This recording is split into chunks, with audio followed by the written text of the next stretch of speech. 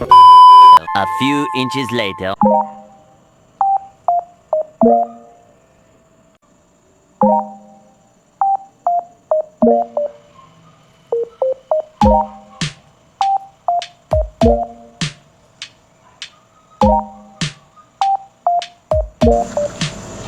Hello guys, what's up? So ngayon, let's have our new video. So naisip ko lang kanina habang nasa labas ako, habang bumibili ako ng balot actually. What if mag part 2 ako ng aking mukbang na balot? So ngayon, nandito, meron tayo ditong balot. Ayan. Actually 5 piraso lang to dahil medyo pagod tayo. So meron tayong suka at meron tayong asin. Ayan. At syempre, perfect ang isang pagkain pag merong Coke. Ayan, hindi si Sir Ayon ang binibenta dyan. So, ngayon, naisip ko lang, what if yung part 2 natin sa mukbang is with a twist? Ano ba yung twist? So, habang kumakain tayo ng balot, or kumakain ako ng balot, so, meron ako ditong comfort cards na na-order sa TikTok. So, pwede kayong umorder nito sa TikTok. Comfort cards, kwentuhang mental health, Tagalog and English. So actually, meron ditong, nabuklat ko na siya, meron mga tanong, tapos merong English, meron Tagalog. So either way, pwede nyo sagutin in English or in Tagalog. Nakalagay dito, for self-reflection, heart-to-heart talks, and group conversations. So malay nyo, pagka nag-boom ito, nag-click ito, mag-invite na ako ng ibang tao para tanungin ko or pakuhanin ko ng card na isa dito para sagutin. Diba? Magandang idea yun. So, ayan. No? Gusto mo ba mag-start ng mas malalim, genuine, at thought-provoking na usapan? Whether ikaw lang, with partner, tropa, or pamilya. Ayan. So, sa ngayon, ako na lang muna. Ayan. Okay. Okay. So, wag na natin patagalin to. Medyo lumalamig na yung balot. So, umpisa na natin. Ang lutong. Anyway, lahat naman ng balot ganun. Okay, sige.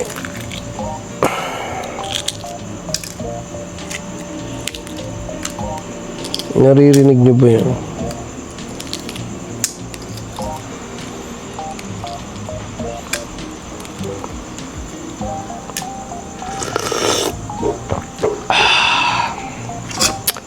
Grabe. Medyo matagal-tagal ako bago kumain ulit ng balot. Lagyan natin ang asin. At syempre, ang pampasarap. Suka na maanghang. Nga pala, pag gusto nyo bumili nito, sa Tita Presi dito sa Barangay Taymaan. Hindi nawawala ng balot yan. At hindi ka magsisisi. Sarap. Sarap. Uy.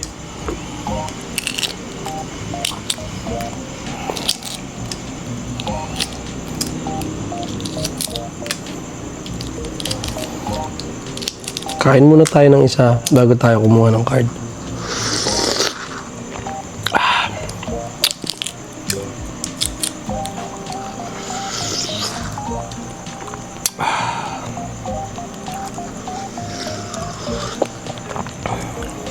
Kita niyo ba to? Yun o. Guys. Yun. Lagyan natin ng ayan. Tapos lagyan natin ng konting suka. Patay tayo pag nagtulo. Ayan na.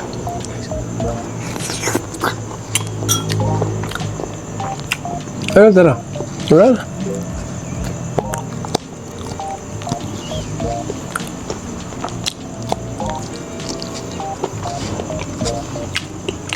One down.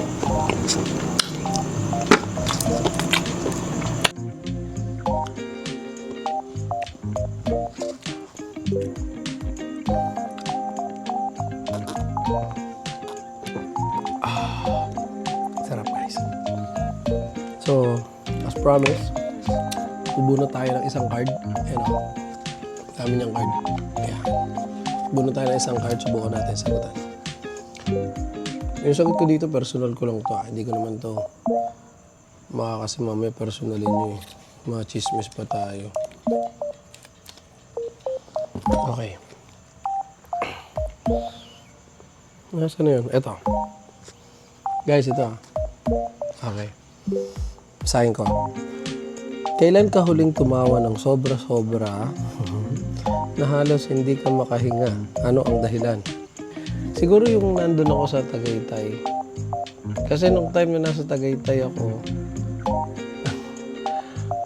actually, hindi ko talaga in-expect na makiki-jam ako dun sa iba. Kasi hindi ko naman sila kakilala. Pero, yung feeling na na napilit ako na sumakay sa, ano ba yun? Anong rides ba yun? Dahil syempre kahiyaan, no? Yung pinipigil ko yung boses ko, yung sigaw ko. Tapos, napansin ng katabi ko, parang naiiwan daw yung tawa ko, naiiwan daw yung sigaw ko. Alam niyo ba yung yung isasakay ka, tapos tataas, tapos biglang bababa na ganun. Ganun siya. Doon. So, anong nangyayari? Pag tataas, syempre, yun ang malalim. Pag bababa na siya, pipigilin ko yan. Pag tigil, ganun ako. So, doon ako nasigaw. Ngayon yung katabi ko, which is taga DO yata. Hindi ko, si Ma'am Christy, Ma'am, ano ba to? Yan, nakalimutan ka na si Ma'am, lagot ako. Basta si Ma'am, sabi niya, Sir, ba't ganun? Ba't naiiwan yung tawa mo?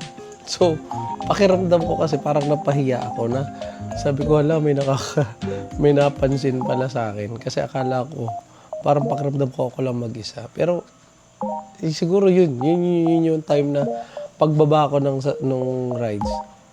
Hindi ko maintindihan sa sarili ko. Parang tawa ako ng tawa kahit mag-isa lang ako. Yung parang alam mo yung tawang napahiya. Yun, dun siguro. Eto. Siguro naman nasagot ko yung una. Pero may nakalagay sa likod okay, follow up to. Yung mga moments na di mo mapigilan yung tuwa, yun ang pinakamasarap balik-balikan. Sana laging may dahilan kang tumawa ng ganyan. Okay. No comment. No comment tayo dito. Sige. Kain tayo ng balot. Okay na tayo. Nakaisa na tayo. Okay, eto na. Pangalawang balot na tayo. Medyo pinagbawisan ako doon sa unang tanong. Paspasan na natin. Sarap. Uy, daming sabaw. Ito mo yan. Tingnan nyo guys. Yun daming sabaw. Sarap. Ang natin na asin. Ang laki na ng sisiw nyo guys. Lagyan natin ng konting suka para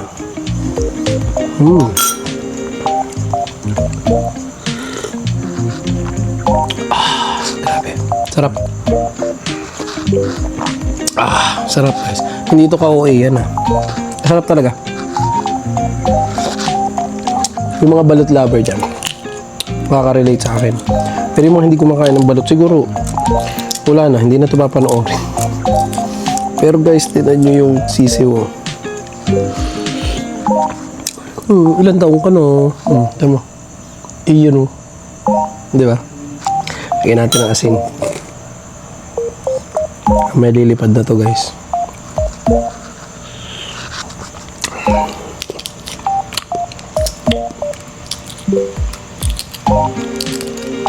Subukan natin yung ginagawa natin dati. Pangalawa guys.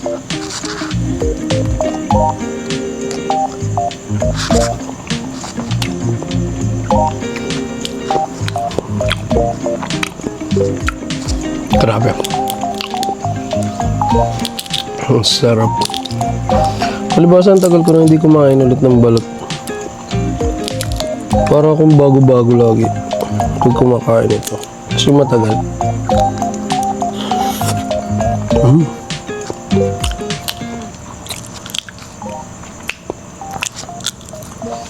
Hindi ko nakainin yung puti.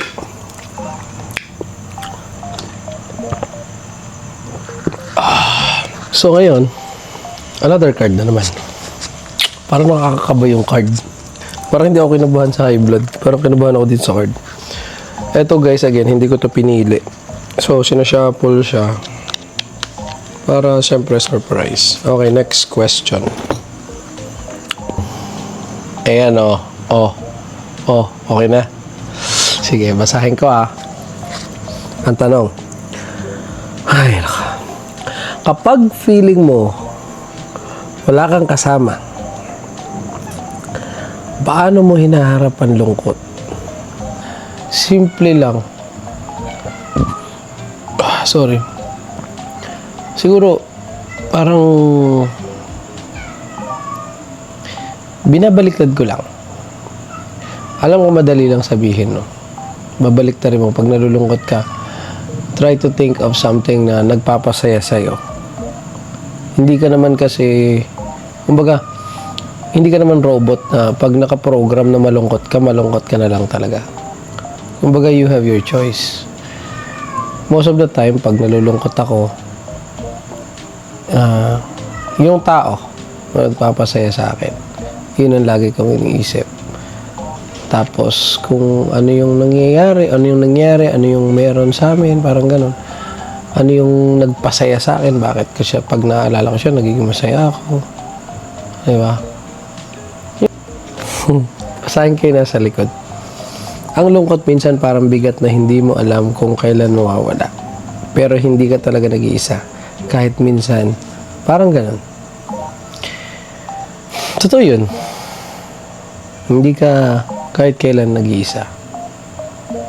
So yung lungkot, it's just a word. Nararamdaman, oo. Pero you still have your choice. Matapos ang dalawang card na talaga namang mas matindi pa sa balot, let's go sa ating pangatlong balot. Nakakaiyak yung balot. Pero totoo, pag minsan, no? Pag malungkot ka, parang ang hirap maging masaya. Madali lang umiti. Pero ang hirap na lokohin yung sarili mo. Aray ko Okay? Balot na lang natin, no? Tagay pa. Sarap. Hindi ko alam kung naririnig nyo ako or what pero sige lang. Tuloy ko lang to. Enjoyin ko yung balot. Enjoyin nyo yung mga tanong. Ginusto ko to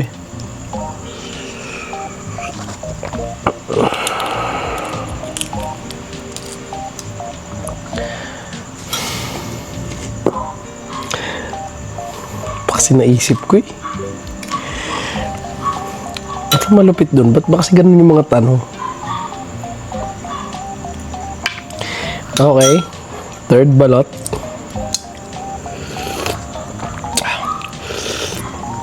Sarap na guys. Sarap talaga. Ayun yung sisiw.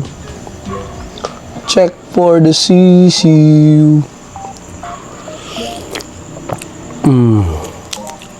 Gusto na sumama ng sisiw guys. Sorry po Ngayon lang naman ako ganun kumain. Sabi ng mga mukbangers, for the vlog.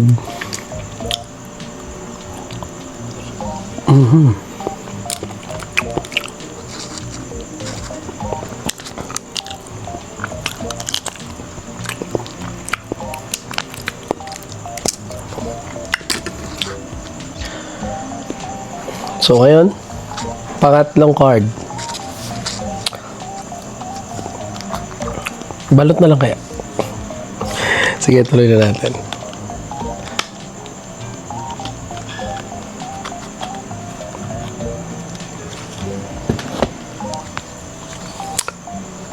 Ito yung tanong.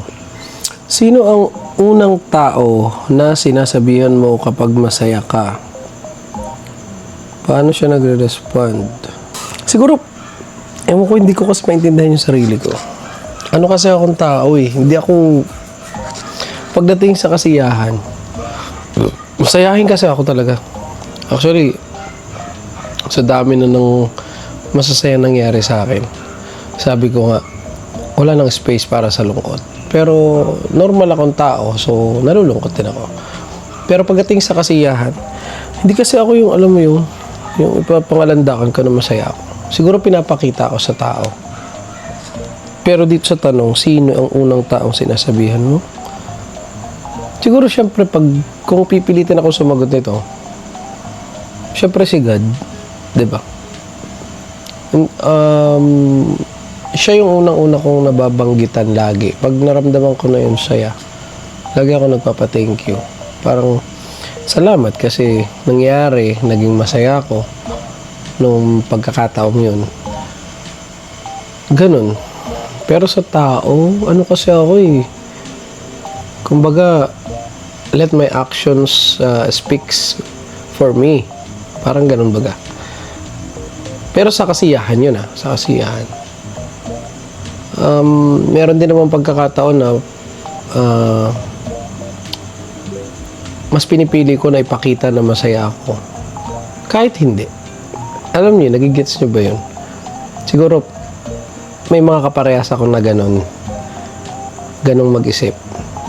Kasi parang, di ba, isipin mo, malungkot ka na, palulungkotin mo pa yung sarili mo. So, anong torture yung gagawin mo sa sarili mo? Di ba? Siguro hindi ako nagigets ng iba. Kasi nami-misinterpret nila. Pag nakita nilang masaya ako, sinasabi nila masaya na daw ako. Minsan naman kasi, tao lang ako. May mga problema din ako. May mga iniisip din ako. And most of the time, I am choosing to smile kahit, sabi nga sa kanta, kahit ang sakit-sakit na. Diba? Sabi nga nila, pag hindi ka daw nasaktan, hindi ka tao. Yun. Sabi dito, sharing your happiness makes it better, even better. Hanapin mo yung mga taong genuinely masaya para sa'yo. Aray ko. Madaming magagandahan dito Totoo naman. Di ba? Try to look for someone na hindi mo kailangan piliting maging masaya para sa'yo. Yung mga tao naman ganyan Meron din naman mga tao, kunwari, I'm happy for you. Parang, yay, ang saya-saya ko para sa'yo. Pero ang totoo, hindi naman. Tamaan na yung tatamaan. Sorry. Pero, that's reality. Merong mga tao na tahimik, pero andyan lagi para sa'yo. Tama na to. Balot muna tayo. Goods. Okay.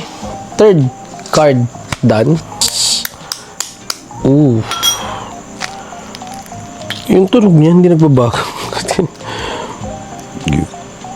Ito guys, partida, hindi na masyado mainit. Kasi kanina, pag prepare ko, ang tagal Yun na, tumutulo na siya.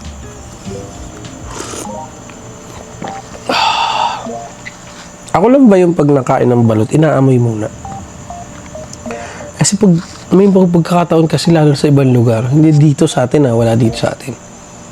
Kadalasan pagka nagkakain akong balot, talagang alam niyo may amoy na. Buti dito sa mga binibilang ko wala pa.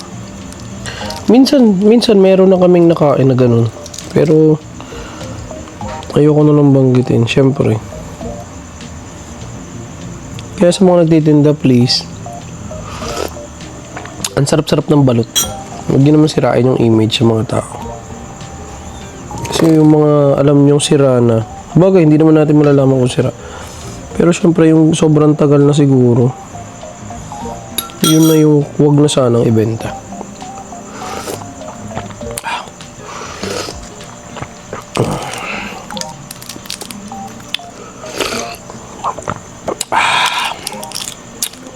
Guys, so sanggol pa siya.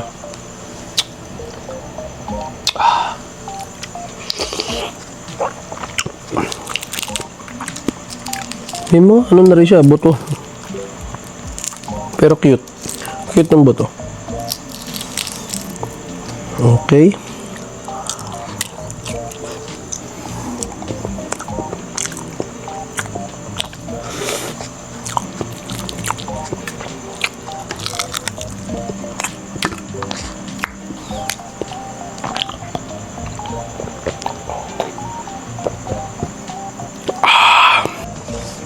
Okay.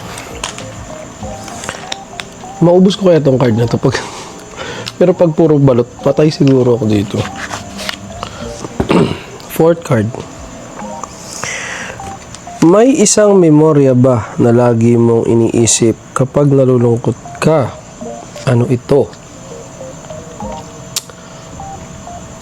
Sabi ko nga, pagdating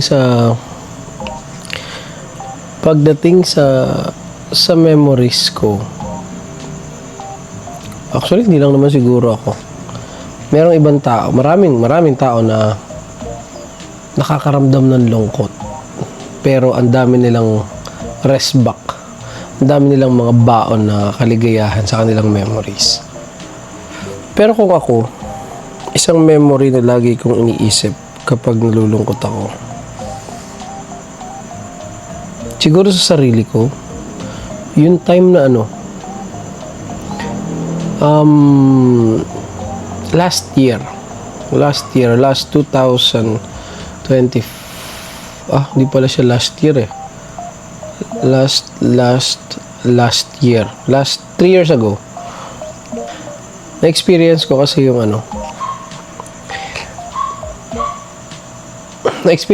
yung mag 60-40 ako. Lagi ko yung kinikwento sa mga bata. Alam mo yun ng mga estudyante ko.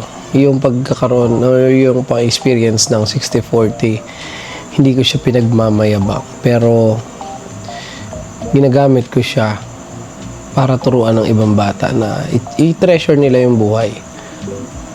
Na pahalagahan kung ano yung meron ka ngayon. Kasi, kahit anong lakas mo, na-experience ko kasi ito, pasensya na. Kahit anong lakas mo, pag talagang bibigay ka, imagine that time, ang lakas-lakas ko, feeling ko parang kaya ko pang pumasok. Actually, pumasok pa ako nung araw na yun. Nangyari, na pinilit lang ako ng nanay ko na magpa-check up. Pero dahil naawa na ako kasi paulit-ulit na sila, pumayag na ako kahit labag sa kalooban ko. Pumunta ako nun kay Doc Eugenio. Tapos, nung unang check up, okay. So, bumalik lang ako nun. Nung tanghali, nagstay lang ako doon sa may clinic. Tapos inatake ako doon ng nose bleeding. Actually, massive nose bleeding yan. Massive daw sabi nung kasi sobrang dami. That time na puno yung bowl ng dugo talaga. So, parang sa akin normal kasi nangyayari talaga sa akin. Sinasarili ko kasi. Which is mali yun. Na pagdating sa iba, lagi kong ipinapayo na pag may nararamdaman, huwag mong sarilinin. Kasi, pag nangyari yung hindi mo gusto, hindi mo na mababawi. Kumbaga, hindi mo masasabi na, uy, time first.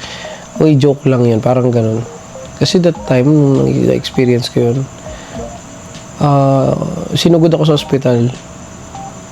Pero pagdating ko sa ospital, okay pa ako.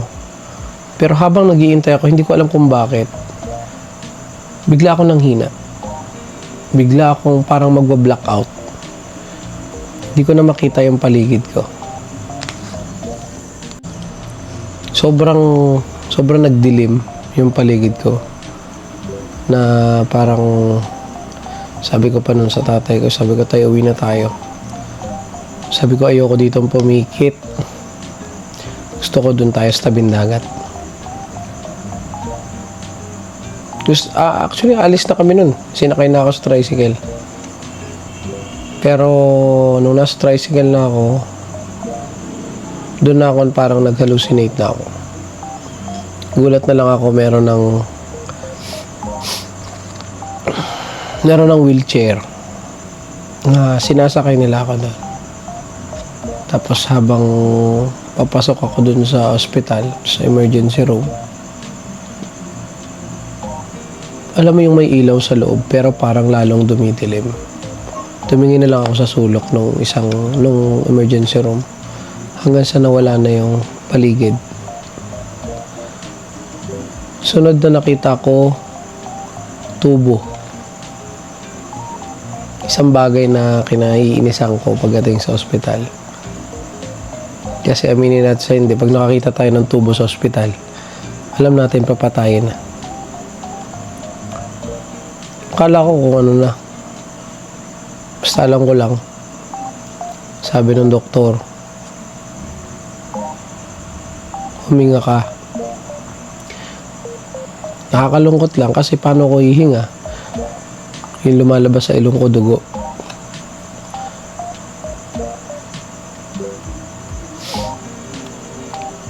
Yung ano nasira, yung panlagay sa daliri. Hindi ko alam kung anong pang test yon. Kasi sabi ng nurse, inilagay daw niya. Hindi niya kasi alam, wala na akong parang hinang-hina na ako. So nalaglag. Kumuha pa ng panibago.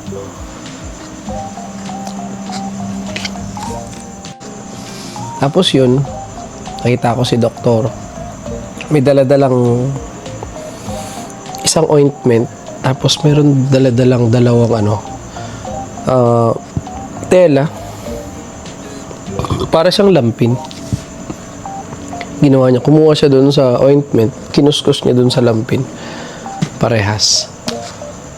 Hindi ko alam kung anong gagawin niya, pero paglapit niya sa akin, tinanggal yung mask dito, nahingahan. Tapos pagkatanggal, sinalpak niya yung tela sa ilong ko. Asintabi po sa lahat ng kumakain. Sinalpak niya sa ilong hanggang sa yung ganito kahaba, guys, ganito kahaba. Actually, mas mahaba pa eh. Hindi na makita eh. Mga gaganyan kahaba. Yan. Hanggang sa lahat yan, may pasok doon sa kaliwang o dito sa kanan kong ilong. Masakit kasi ginaganon. Alam mo yung para kang naglagay ka ng lupa tapos didiginan mo yung lupa. Ganon yung pakiramdam. Parang ang sakit. Tapos, nagulat ako, kinapitan yung kaliwang butas ng ilong ko. Sasalpakan niya rin ng tela. So, nagpipigil ako kasi sabi ko, Dok, paano ako? Hindi ako makakahinga. Mamatay ako. Although, alam ko parang nasa na rin ako nun. Pero sabi ng doktor, tanda mo lang yan. Hindi ka marunong huminga sa bibig. Paisip ako. Sabi ko, Kaso nangyari, hindi ko in-expect na magiging malala. Nung sinalpakan yung kabilang butas ng ilong ko, syempre doon nagno-nosebleed, syempre sa ilong lalabas yun. Nung meron na siyang parehas, tapos nilagyan na ng plaster ito, kala ko ako na si Bong Navarro. Sinubukan ko huminga sa bibig. Unang-unang naramdaman ko yung para ako para ako nagmumumog. Kaso dugo. Yes po. Dugo na po yung lumalabas sa bibig ko. Actually, kasi alam naman natin na konektado ang ilong sa bibig. Yung lalabas sa ilong ko, sa bibig na lumalabas. So, wala akong choice kung hindi idura yung dugo. Natigil naman siya. Medyo, kumbaga, yung dura ko ng dugo medyo paunti-unti na. Pero, naabot ako ng naabot na ako ng takot na rin. Sabi nga ng lahat na nakapaligid sa akin, lahat na daw ng habilin na ibigay ko. Diba? Yun yung moment na pag ako nalulungkot, iniisip ko na lang na after everything, after all of that, andito pa rin ako. Nagbo-vlog, yan. Tuturo.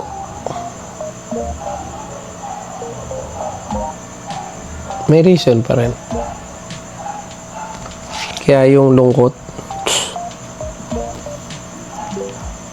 siguro, sabi ko nga lagi sa mga bata, ang pagkakaroon ng kaaway o yung pagkakaroon ng kalungkutan sa buhay, although malungkot yan, kolorete lang yan. Sabi nila pag masaya ka, bibigay kulay. Pag minsan yung lungkot din. Kasi imagine mong tao, pag puro tawa. Diba? Maganda yung may memories kang binabalikan. Minsan, sila yung nagre-remind sa tao na kaya mong bumangon ulit. Well, anyway, yun yung tinatawag na inspirasyon, motivation.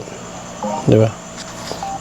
Pag meron ka nun, hindi imposible sa'yo na makalimutan agad yung kalungkutan na sinasabi. Pero gaya ng sabi ko, hindi lahat ng pagkakataon puro saya. Lagi may lungkot. Nasa sa tao kung paano mo i-handle yung lungkot. Paano mo malalampasan yung kalungkutan. Drama mo. Okay. Kaapat na card na tayo. Last one. Guys, wala nang laman yan. Hindi ko lang nabasag kanina. Last one. Huwag ko naman balot sa puti. Okay. Goods. Perfect. Huwag ko munang mabutas. Ako lang ba yung pag nakain ng balot talagang iniingatan mo ng mabutas? Ay, wait lang. Okay. Puwetan nang nabuksan ko. Ba't kasi pa? Kasi ang hilig sa puwet eh. Magbukas.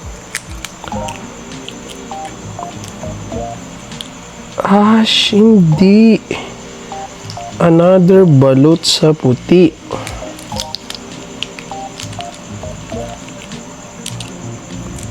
Naku, naabot pa ng pang-lima. Uy, meron sa Ay, hindi siya. Puwetan lang pala siya. Ayan.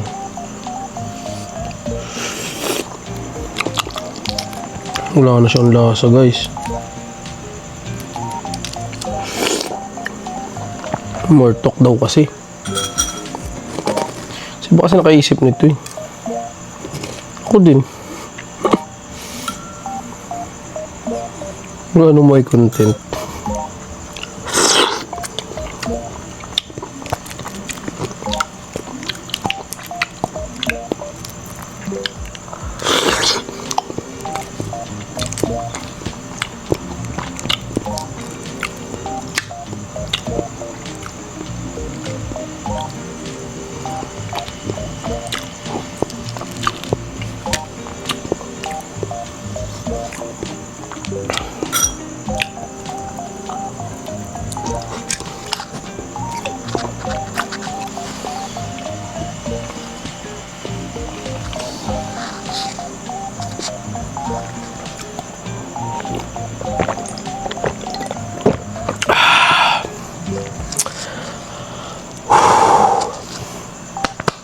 Lima na tayo. Okay, tama na. Wait lang. Pero ba isa? Nakakatuwa din naman na magbasa tapos magsagot mag-isa. So, makasama dito. Okay lang yan. Okay, last one. Hoping na hindi na ito magpapahirap.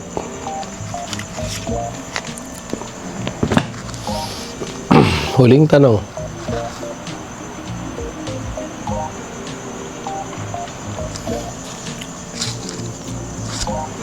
Paano mo nalaman na kailangan mo ng tulong pero natakot kang humingi? May mga pagkakataon kasi hindi lang sa akin, sa lahat naman ng tao yan. Na alam natin sa sarili natin na kailangan natin ng tulong or meron tayong kailangan sa isang tao. Pero ang ginagawa natin, mas nananaig yung hiya. Or mas natatakot ka na mag-ask ng help sa iba. Siguro, in different aspects, applicable to eh. Parang, nangyayari to. Money matters, pasok to. May mga pagkakataon na gusto mo manghiram ng pera, pero naisip mo, ay, kasi baka mamaya hindi ko mabayaran o kaya baka mamaya anong isipin sa akin ng kaibigan ko. May mga pagkakataon naman na pagdating sa feelings, di ba? Yung tipong hirap na hirap ka ng pigilin na sabihin sa isang tao kung ano yung nararamdaman mo, pero nag-aalinlangan ka. Kasi inisip mo, what if ma-reject? What if kaparehas lang pala rin ng iba? What if hindi ka mag-succeed dun sa gusto mo mangyari? What if lalo lang kayong masira? Kaya may mga pagkakataon talaga na mas pinipili nating manahimik kaysa lampasan natin yung mga what ifs na yan. Pero sabi nga dito, asking for help is the first step to healing. Walang mangyayari sa buhay mo kung kikimkimin mo lang yan. Tandaan natin yon. Oo, pwede tayong ma-reject, pwede tayong masaktan, pwede tayong maisip natin na nagsisisi tayo sa huli. Pero kung hindi natin ginawa yun, hindi ka nasaktan, hindi ka nagsisi, pero hindi nagbago yung takbo ng buhay mo. Medyo maganda yung cards na to. Siguro gagamitin ko rin ito pagko-content sa ibang tao. Kasi parang na-experience ko, ang sarap ding sumagot. Parang ang gusto ko rin siyang ma-experience ng iba. Although, siguro meron na nito sa iba. Pero bihirang-bihira siguro yung bibili nito para lamang sa pansarili. Kaya, sa lahat ng mga kasamahan ko dyan, sa lahat ng mga kakilala ko dyan, who knows? One time, abunutin kita. Diba? Kasi hindi naman to it's not about the price or what, but yung feeling na masaya ka kasi nakapagsalita ka, kasi wala naman yan sa pang-araw-araw na buhay. Diba? Wala naman sasalubong sa'yo, tatanungin ka, paano mo nalaman kailangan mo ng tulong? Diba? So, ito yung pagkakataon. Siguro, medyo ano ba to? Parang weird, pero ang sarap sa pakiramdam when you answer questions like that. Wala yan sa mga tests, wala yan sa civil service, sa LET, or what. Pero ito yung pag nasagutan mo, sarap sa feeling. So, paano? Kasolve ako. Nakalimang balot tayo ngayong araw na to, ngayong gabing to. At lagot ako kay Kyle. Ayan. Sorry nak. For vlog lang to, for content. Pero with a twist naman yung ginawa ng daddy. So I hope sa lahat ng mga followers ko, gusto ko na hindi ko naman sinasabi na kailangan nyo magmukbang, lalo na kung magkakain kayo ng balot. Delikado rin po ang pagkain ng balot. Pero I would like you to take time for yourself. Self-reflection. May cards or wala, take time to reflect. Pahinga, diba? Tanungin ng sarili, kaya pa ba self? Kasi sa sobrang busy ng mundo, wala naman ng taong magtatanong sa iyo niyan eh. Lalo na kung ikaw na lang mag-isa. Relax lang. Take time to breathe. Para, di ba? Enjoy natin yung buhay. Dami tayong problema, pero problema lang yan. Accessories lang yan. So, that's all for today's video. I hope na sa lahat na nakapanood, may nakarelate. Ayan. At syempre, sa susunod, hindi naman balot. Kasi baka naman kumapal na yung bato ko pag balot na naman sa susunod. Pero meron tong part 3. Ayan. So, gamit pa rin ang ating card from shop, ano ba to? TikTok. Comfort cards. Ayan. So, napakasarap magbasa at sumagot ng mga tanong dito. So, again, that's all for my video. Sana ay patuloy kayong support sa akin para patuloy din tayo na makapagawa ng mga panibagong videos. So sa lahat po ng mga gustong magpa-shoutout, pwede nyong iwanan yung shoutout nyo sa comment section para sa susunod na vlog or sa susunod na video na gagawin ko po ay mababanggit ko yung inyong shoutout. So screenshot ko na lamang yung mga shoutout niyo para hindi ako mahirapan sa pag-shoutout. Comment nyo lang doon sa comment section yung buong shoutout mismo o kaya i-PM nyo na lamang sa akin. So again, this is Sir ATV. Having my second mukbang in Balot with a twist. So saying good night, goodbye. Sana nakarelate ang karamihan at sana ay nag-enjoy sa ating ginawang video. Bye bye. Sir ATV.